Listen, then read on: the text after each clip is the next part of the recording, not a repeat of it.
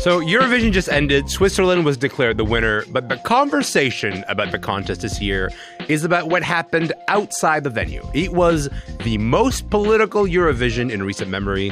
Today on the podcast, how protests shifted the Eurovision conversation.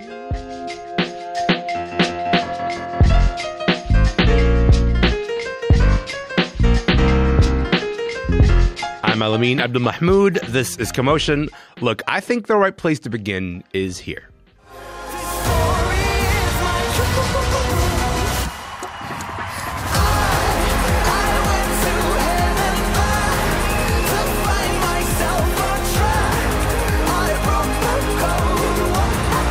That is Nemo performing the winning song live at the Eurovision finale on Saturday night. The win is certainly something for Switzerland to celebrate. They haven't won this thing since 1988, but there's really one story coming out of Eurovision this year. The protests against Israel have taken up most of the conversation, with people demanding a boycott of the contest because the Israeli contestant Eden Golan has been allowed to compete. Free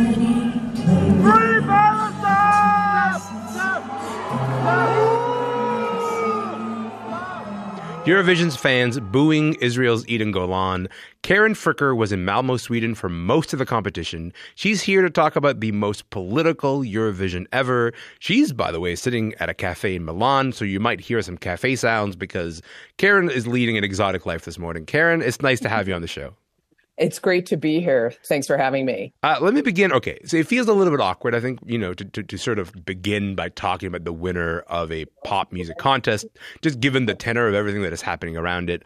But that is the moment we're living in. Sometimes you have to kind of sit with that discomfort. But we're making the choice to start there, so let's go. Tell me about this winner. Well, Nemo is, like you said, the first winner for Switzerland since 1988, and the last person who won for Switzerland was Celine Dion. Oh, but yes. That's another story. That's a whole other story. And Nemo, I think it was an amazing song, an amazing performance. Nemo is, I think, 24, 25 years old, has incredible operatic chops. Yeah. So they sing a lot of the song in falsetto, but they also rap. So a very interesting pop offer. And the staging was absolutely spectacular. They were running and standing on a disc that moved and kind of seesawed, and just the core strength alone to be spinning and singing at the same time. I mean, the performance was a wow. It was a very tight race, and only won it in the last revelation of votes. But I think a lot of excitement in the Eurovision community that this was someone who deserved to win. I think we can't talk about this winner without talking about how this win came to be, because Switzerland got fewer votes from the public than Eden Golan, the Israeli contestant, and actually fewer public votes than my personal favorite, which is Baby Lasagna from Croatia. I think we need to make a little bit of time to hear from them, don't we? Hey, I'm a big boy now, I'm ready to leave. Ciao, mama, ciao, hey. I'm a big boy now, I'm going away, and I sold my cow before I leave. I must confess, I need a round to decompress. Croatia's entry, Rim Tim Tagi Dim, that is Croatia. Listen, we got to say Croatia and Israel both got more votes from the public than Switzerland. How does Switzerland end up winning? Well, first of all, your boy Lasagna gave a great performance. Eden Golan from Israel gave a great performance too. It was an excellent song. The way that the Eurovision vote works is that it's 50% jury votes and 50% public vote. Right. So our person, Nemo, so they use they them pronouns, got a lot of jury votes. They got 365 jury votes. So even though they got less public votes than Croatia or Israel, on balance, it was both the evaluation from professional music juries and the public that totaled a number that was more than anybody else. We should also tell people Eden Golan received a huge amount of support from the public. They coming in second with 323 points. Was this a fair win in your view, seeing Nemo's win? In my opinionated opinion, yes, because I think it was an extremely, like I said, it was a high quality song. Yeah. I think any one of the acts that we mentioned would have been fair winners. But the whole question of how voting works in Eurovision is always changing and always hotly contested. But I think the 50-50 system makes a lot of sense to me, because it isn't just what the public thinks, even though that's important. It's also people assessing kind of the innovation and musical quality and pop credibility of the song. Okay, so let's get into it. Like virtually every other cultural event taking place right now, Eurovision is happening. The protests are happening wherever you go. You know, Eurovision is being used to protest the war between Israel and Hamas. Just in the past week, we saw this happen in the Met Gala in New York. The writers' Trust in Ottawa. How present were these protests throughout the contest in Sweden this year? They were very present. Malmö in Sweden, where we were, is a small city. It's a pretty lefty town, and it also has a lot of immigrant populations, a very strong pro-Palestinian feeling in the city. So there were pro-Palestinian demonstrations, peaceful, well organized throughout the week in the city squares. There were also smaller pro-Israel demonstrations. On Saturday night, the night of the contest, there was a strong police presence and some pro-Palestine demonstrators waving flags, which were not allowed inside the arena. The Palestinian flag was not allowed inside the arena. Right. So some protesters got dragged away. So it was, I mean, one could not ignore, nor I think should one, the fact that, you know, this is going on in the context of the war in Gaza, and the fact of Israel's presence as a competing country is very contentious. I mean, so let's just follow that thought all the way to the end. Did it feel like protests against Eden Golan, or did it feel like protests against Israel? Well, it was a long week. When you were seeing protests in town, it was very much about the war. Yeah. I mean, you played some audio there, and the act itself was booed. And that when she was on stage, it was booed. When she was performing, yeah. But she was also cheered. Sure. And also there's a lot of sound balance possible. So I don't think the booing was actually that audible for people who were watching it on TV. Mm-hmm. But I was in the arena in the semifinal, and it was very audible then. And I mean, I have mixed feelings about that. Eden Golan is a 20-year-old Israeli woman who is trying to win a pop song contest. And so to kind of put everything on her is really not appropriate. But it's also a contest of nations, and she's representing Israel. Mm-hmm. And when you give your votes, you give it to the country. So people were going to vote or not for Israel. And as such, you know, that context can't but be layered onto it and read into it.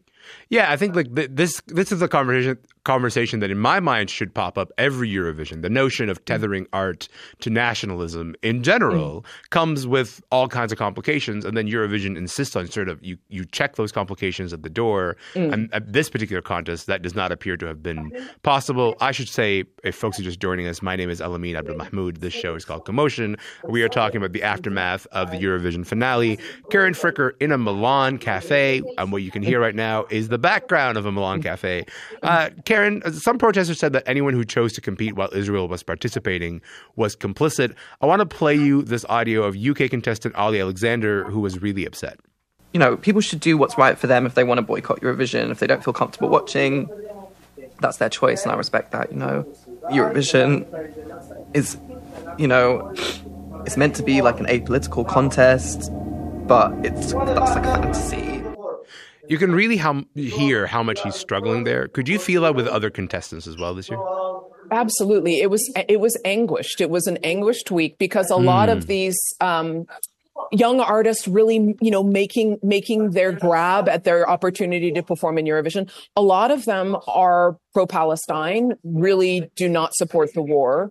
And so they knew what they were doing when they were signing up to represent their country, but I don't think, you know, you didn't sign up for that to become the war, to become the entire framing context. And so, I mean, you are not allowed to, the display of pro-Palestinian symbols on stage was not allowed. And artists were trying to slip that in. The Portuguese singer had keffiyeh patterns on her nails. And so she went like that, and you saw, she put out her talons kind of, and then she's being there. It's controversial now with the European Broadcasting Union that she wasn't allowed to do that. But this is a level of kind of smuggling in support. Right. I mean, also smuggling in politics, right? Like we just heard Ali Alexander say that Eurovision is meant to be apolitical. This year, yes, was clearly by far the most political and contested it's ever been. But I'm curious, like, has it actually ever managed to be apolitical, do you think? That's, you know, a conversation that I've been in for 20 years and I'm going to continue having. I think it's always political because it's a contest of nations. Yeah. And so therefore voting is always going to be about more than the song. And I understand why the Broadcasting Union, lot of background noise here. Yeah. I understand why the broadcasting union says it needs to be apolitical, but because the national competition aspect means that all sorts of other things are always going to enter the arena. Yeah.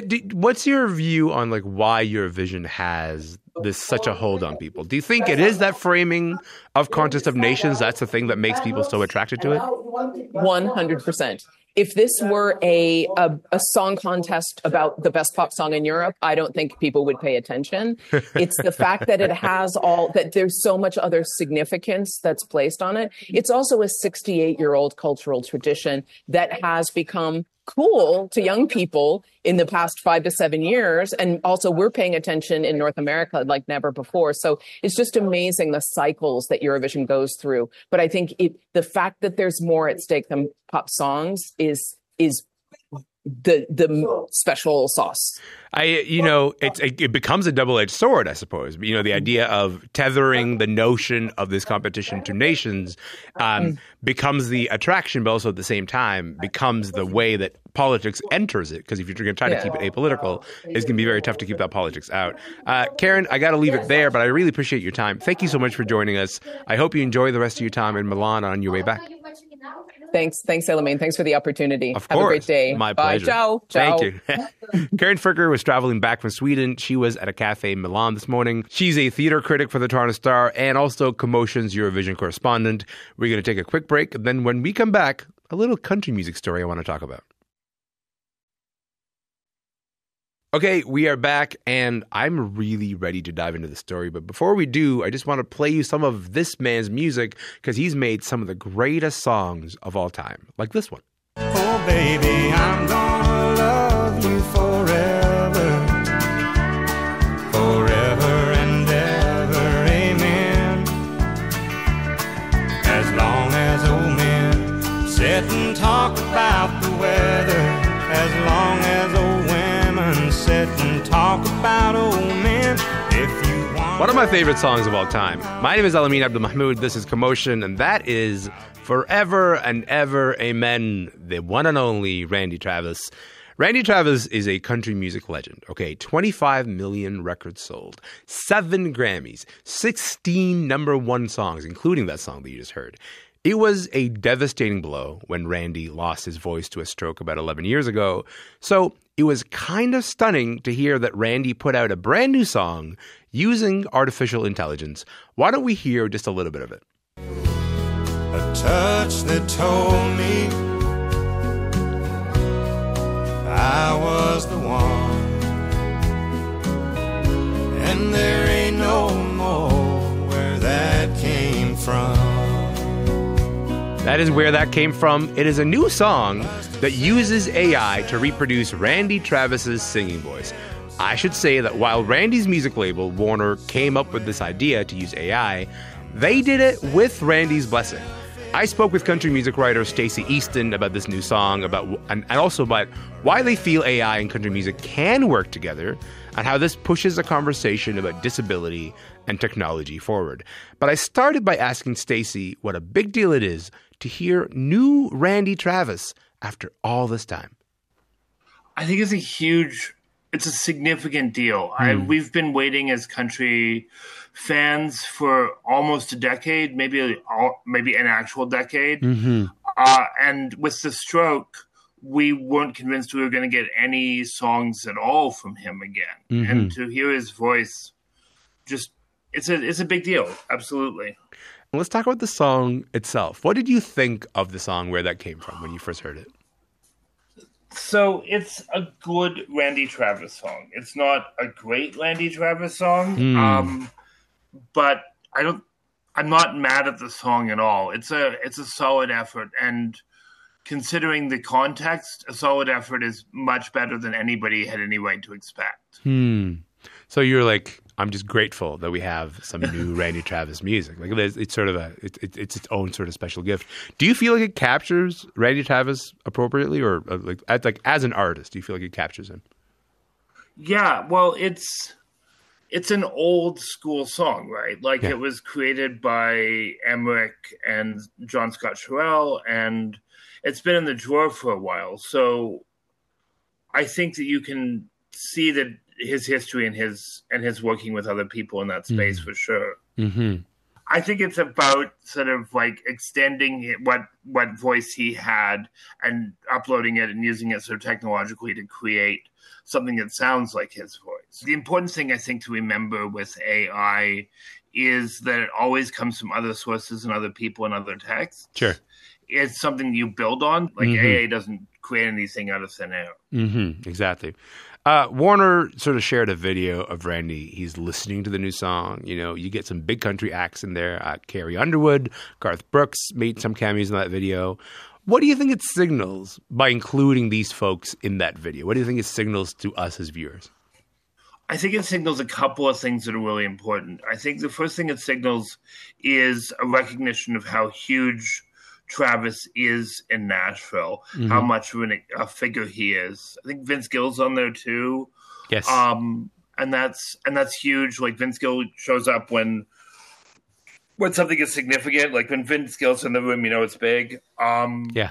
And so that's the first thing. And then I think the second thing is that there's always a kind of performance of authenticity or a checking out that happens with country music that we want to make sure that it's valid, and there's always sort of anxiety about validity. Yeah. And so I think that if you have that call to authority with those people in the room, that's, I think, one of the things that's happening there. I also think in terms of that question of validity, it also gives us the idea that Randy Travis is consenting to this. Right. That if all of those people weren't, you know, if it was just him or if there weren't those people in the room, there would be more active questions about how this was made in an underworld circumstances and what conditions. Yeah. Yeah, I think there'd be some sort of questions of like, does Nashville stand behind this? And then, you know, those questions are kind of almost immediately silenced by the presence of those people in the room. We should say Randy with his wife and longtime producer just did a radio interview with Bobby Bones' show about the new song. And here's what his wife, Mary, had to say about using AI. Let's hear it. Well, I think right now AI is it's kind of walking a tight line because people are using it for the wrong reasons. And as of today, I think there's been 179,000 hours of AI done that have been put out, not with the permission of the artist or the publishing company or the label or anybody else. I think that's where the issue is. If someone is still here, like Randy is, and blesses it, I think that it's a whole different, wonderful thing. I don't know how else to put it. A different, wonderful thing, sort of juxtaposed to the idea of, you know, what Mary calls the wrong reasons. Steacy, I think a lot of artists have a justifiably queasy reaction to AI. She's kind of laying out both sides of the issue here. What do you make of the argument that she laid out? I saw Willie Carlisle last night, great show, and I had a conversation with a friend of mine who's a little more purist in country about this. And he had the slippery slope argument. I think a couple of things. I don't want to discount the slippery slope argument. Like, I don't want to discount this idea of sort of this expansive or non-consensual use of this. Yeah. But in a very tight, like, we are now just talking about Randy Travis and this one track. I think it's really important to think of country as actively using and embracing technology, and we don't think about that. But it has from the beginning. We have this sort of cult of authenticity or the acoustic or any of that comes with country. But one of the things I absolutely love about country is how obsessive it uses new tools, how it uses the studio. Yeah. So like Billy Sherrill, the Countrypolitan sound, or the Garth Brooks slickness in the 90s, or even like Jimmy Rogers recording with Louis Armstrong. It doesn't always embrace, that's always its tension, right? But I don't consider this outside of the tradition of country music's absorption and distribution of new technology, which is not how we think of country, but I think that's very important. I completely agree. I think like country does not get enough credit. It's often sort of seen as a regressive genre when it comes to sort of embracing new technology. But one of the ways that country evolves is someone sort of brings a new technology into the fold, and then there is a sort of an immediate debate as to whether this counts as country or not. And within that debate, you sort of get to discard the elements that don't feel sort of true to the genre, and then end up keeping the elements that are true to the genre. And that's the main that's the main tool that country music has for evolution. Now, when I see AI as a tool being used, my worry becomes, I hear Mary's argument where she says, someone like Randy's still here. He can give his blessing to this thing. You can see him giving his blessing to this thing. I think that's a really beautiful thing. But, there are other people who are in charge of estates of artists who have passed away. Can we get a new Charlie Pride song? Do I want a new Charlie Pride song? Am I uncomfortable with that notion? That becomes the worry is, do the uses of it become too elaborate, too free, too unrestrained by any kind of like moral code? Do you have the same anxiety when you listen to this new Randy Travis song? I know the polite answer is probably sure. There are like a billion ways for labels, and it was really interesting that Mary put labels in there. That there's a really tight relationship in Nashville between labels and artists, tighter than I think in other genres. Mm-hmm. There are a million ways that writers and artists get exploited by labels. And if we think about AI as a continuation of an exploitation of labor and an exploitation of, then that's what I'm worried about, more than I'm worried about. And I like to see new machines do weird stuff. I realized I was on the radio there, so I didn't say. You say the other thing, yes. And so that's a really difficult balance in my head, right? Is to recognize that I need people to get paid for the work they do. Mm-hmm. And that's absolutely vital.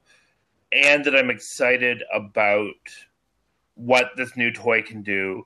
Do you think that Randy Travis is kind of making the case for using AI for good, as his label put it? Like, is that how you're seeing this moment? I think that there are a number of ways of going about this. And I think one of the things that I've prioritized is a recognition that disabled people should have autonomy in how they communicate. Now, not all disabled people communicate or want to communicate in the same ways, but it seems like Travis wanted to return back to oral speech.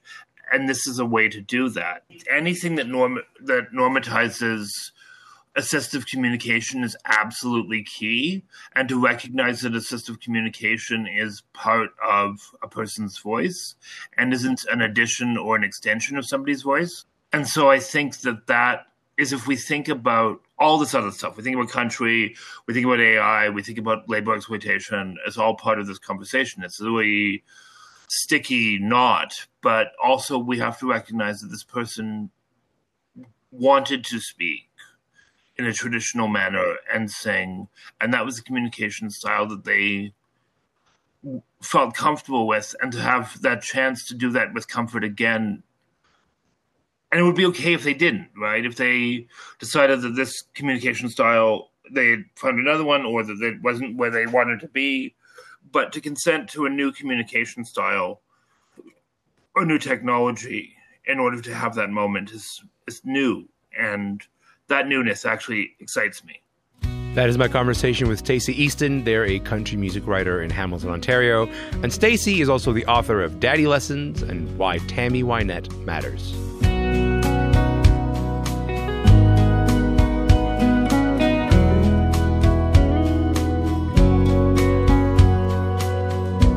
She had eyes like diamonds, and they caught the light.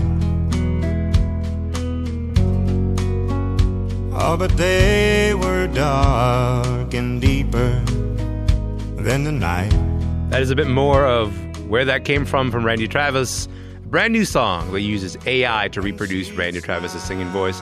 I gotta say, Steacy Easton turned me around on this song. I think I hear it differently because of the conversation that we had, and I'm really grateful for that. That is it for the podcast today. My name is Elamin Abdul Mahmoud. Hey, we're going to be back tomorrow. And you know what? I'll see you then.